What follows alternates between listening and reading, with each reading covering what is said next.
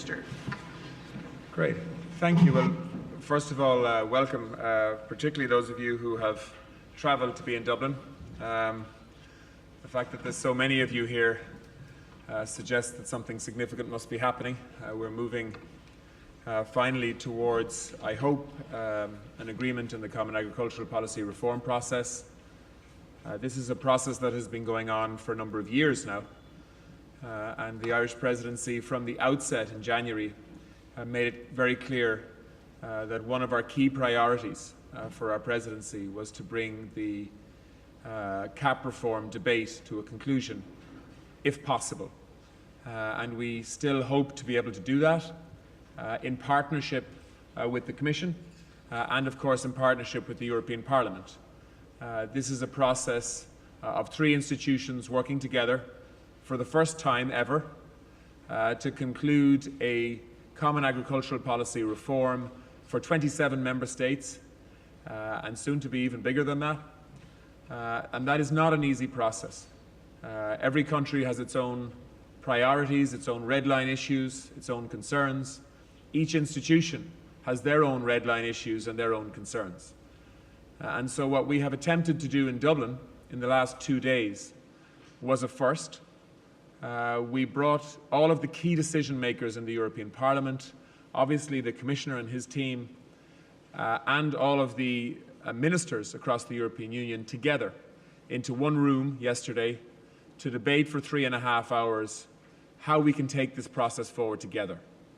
And I think that interaction was a major step forward, actually, in the co-decision and trialogue process, whereby we have to find a formal agreement through a formal trialogue process, but we have to find political accommodation through trust and through conversation and through compromise and through flexibility on all sides.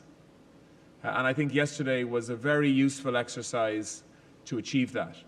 Today was back to a more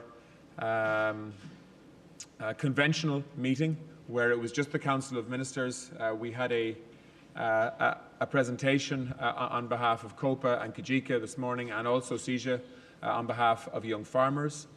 And for the last 2.5 hours or so, we have debated within Council with the Commissioner how we will proceed between now and the 24th of June, which is when the Council will meet again in Luxembourg, because we have a lot of work to do between now and then to create an atmosphere whereby we can get this job done. And what I mean by that is achieving a political understanding and agreement with the European Parliament and with the European Commission and with the Council on the shape and detail of the new CAP reform, which I hope will become very clear by the end of next month. So that's the ambition. That's what we're trying to do. Today we focused, for those of you who are following the detail of this, on a number of issues, from capping to degressivity, to internal convergence, to coupled supports, to sugar quotas, to vine planting rights, to export refunds, to what are called ANCs, or in Ireland they would be known as disadvantaged areas, to paying agencies and simplification. Also a lot of discussion on small farmers and in particular young farmers, as you would expect, because they are a priority in this reform. And also a discussion on the difficult political question of what to do if there is not an agreement on the MFF by the end of the Irish presidency, which I hope there will be. And it is a big priority for the Irish presidency to get agreement in the European Parliament on the MFF. But should that not be the case, we have a political decision to make in terms of CAP reform and what decisions we can take in the absence of that agreement, should it happen, which I hope it won't. So that's a flavour of what we've been discussing. I have to say it's been a really good 2 days, I think, in terms of taking this process forward. The relationships that have been built up in these 2 days and the continuing cooperation, I think, between the Commission and the Presidency, I hope has moved this process again another stage forward with the ambition of finalising within the next month.